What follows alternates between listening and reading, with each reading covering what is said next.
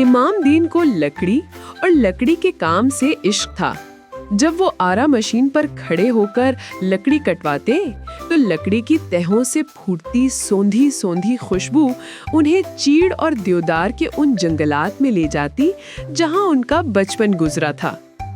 अपने वालिद मरहूम की तरह पूरे जिले में उन जैसा लकड़ी का नफीस काम करने वाला कोई न था।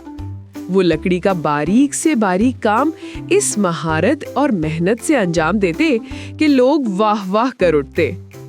उनके महराना हाथ लकड़ी की सतह को शीशे की तरह चमका देते थे।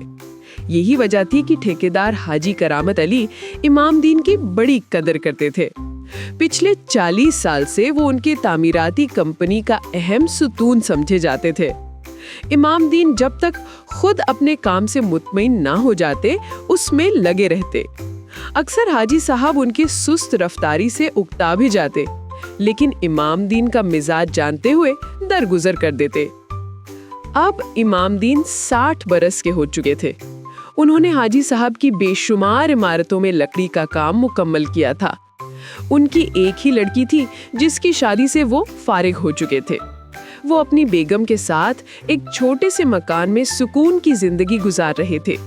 दोनों मियाँ बीवी की ख्वाहिश थी कि जो कुछ उन्होंने जमा किया है उससे वो हज कर आए और बाकी जिंदगी अपनी बेटी और नवासी नवासों के साथ गुजारे।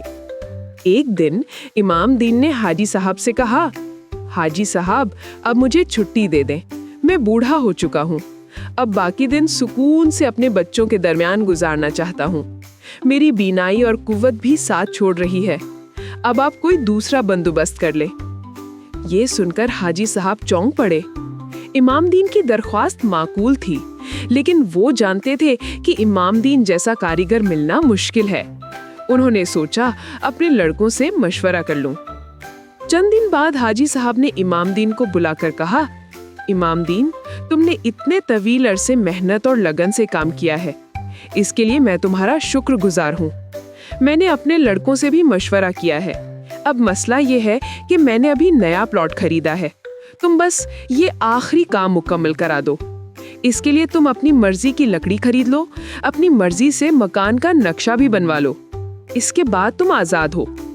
इमाम दीन समझ गए कि घर की तामीर में काफी वक्त लगेगा, लेकिन वो अब हर तरह से काम छोड़ने का फैसला कर चुके थे। उन्होंने साफ इनकार कर दिया। 3-4 दिन तक दोनों में जिद और बहस चलती रही। जब हाजी साहब का इसरार बढ़ा तो इमाम दीन दिल ही दिल में नाराज हो गए। उन्होंने सोचा कि अब वो बारीकियों और सफाई पर ध्यान नहीं देंगे, जल्दी से जल्दी ये काम खत्म करेंगे। इसलिए उन्होंने सस्ती और घटिया लकड़ी खरीद ली, 2-3 नातजर्बाकार कारीगर लगाए और जल्दबाजी में काम खत्म कर दिया।